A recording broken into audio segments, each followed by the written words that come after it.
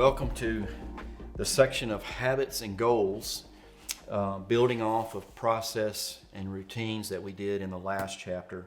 Now, this is getting into content from a book that's in the stack, Atomic Habits. I think that's probably the book I've read the most. Actually, it was the first book that I finished when I started my reading journey.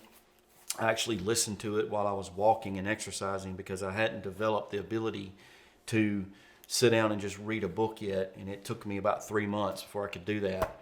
Atomic Habits is from James Clear. I don't know how many copies of this book is sold. It's in the multi-millions. It's a lot. But here's the quote. Goals are about the results you want to achieve. Systems are about the processes that lead to those results. So James Clear likes to use the word process, and I do too. I think it's a great word. It's about a system. You're putting a system in place. Goals are just the signpost or mile markers that you check on your progress. It's not about the goal. It's just about the journey. And we're going to get into that in this particular chapter.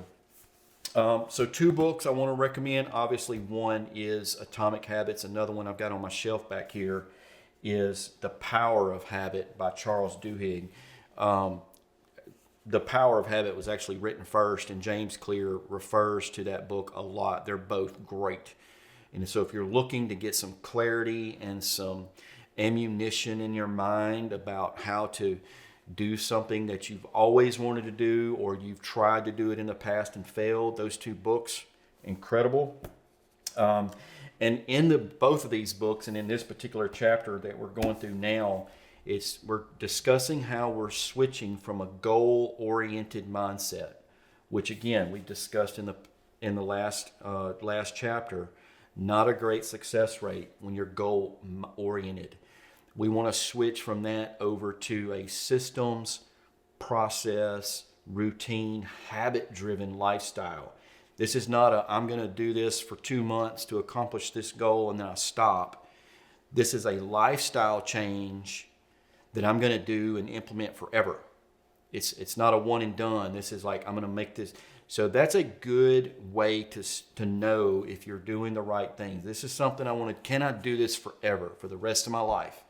This is a lifestyle change. We talked about that over 90% of goals typically fail.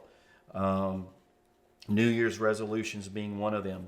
Diets specifically have a 95% failure rate in America. 93% of smokers who try to quit fail. Why is that? And so this is how we switch. This is how to become more successful at being a better you. Get out of goal-oriented. Goals are not bad, but let that just be, like we said, a marker, a signpost to show you where you're at in your progress. It is not the end goal. So obviously the first thing is we want to understand that we need to make changes. And so we begin and identify the 3 biggest changes you need to make. And there's a space there for you to write those. Think through that. We talked earlier in another video in an earlier chapter about we're usually 2 or 3 decisions away from being significantly better. That's what this is. Think about that. Is it your physical health? Is it your mental health, emotional health, spiritual health? Maybe you need a 4th line. I probably needed about 8, but start with 3. Write those down. What is it that I'm doing right now that's contributing to me not being who I want to become? And then we know from the last chapter that we can create a process to begin the changes. And after that process is in place for a while, it evolves over into a routine. And so now we're getting from the routine phase over into a habit phase. It has now become embedded into our DNA, essentially. And I know for me, it's usually around the 90-day, 3 months, that I begin the process of getting out of routine into habit. Now, it's different for everybody. You may be much quicker than that, It may take you longer than that. That's irrelevant. The timing doesn't matter as long as you stay intentional with it. That's the key. So we're getting into the habit phase now. And so the space between a routine and a habit is where permanency takes place.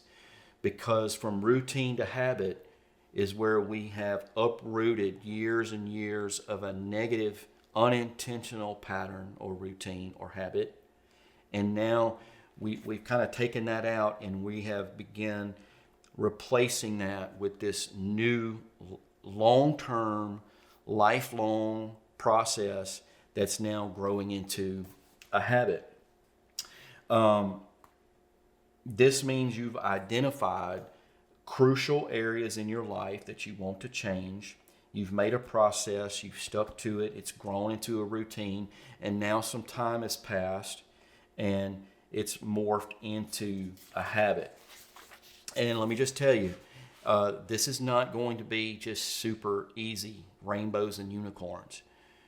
It's just not. I want to be transparent. One of my values, a lot of times getting rid of an old, very deep-rooted negative habit in your life, not easy.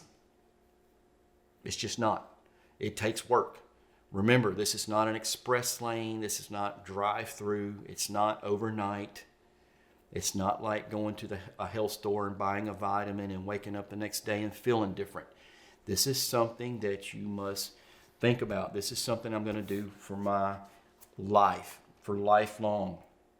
And so what we're wanting is when we get into a situation where it's stressful or there's a lot of pressure or it would typically bring out the worst in us, now the habit's in place and this new habit will react and respond from that, this new thing that you're doing versus the old way of who we are. And I remember when those things were beginning to happen, when I wouldn't overreact negatively, or I wouldn't dwell on something negatively, or I wouldn't have this negative self-dialogue that would go on and on.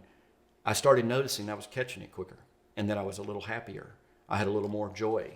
I had a little more peace in my life. And there's nothing like feeling that feeling of, I don't have to do this. I don't have to be imprisoned in my own mind. I don't have to dwell on these feelings. I have the ability to step away from that and separate. And that's a wonderful habit to get into.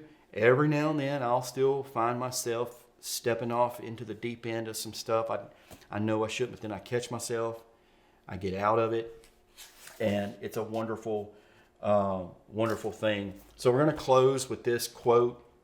This is an incredible book. It's from, I hope I say this right. The author of the book is Eric Jorgensen, and the name of the book is The Almanac of Naval Ravikant. And I looked into him, Naval, and he's this incredible human being. But here's the quote from the book that Eric Jorgensen, the author, got from Naval Ravikant. The quote is this: "My most surprising discovery in the last 5 years is that peace and happiness are skills." And that spoke to me. It is a skill you can develop to have peace and happiness in your life. And that's what the last couple chapters have all been about. Process and routine, because you've identified areas in your life that you want to change. And then going from a process and routine to habit, and using goals as mile markers and signposts in your life. You got questions here, got a place for thoughts. Let me know what you think about it. I hope you got something out of it, and we'll see you at the next one.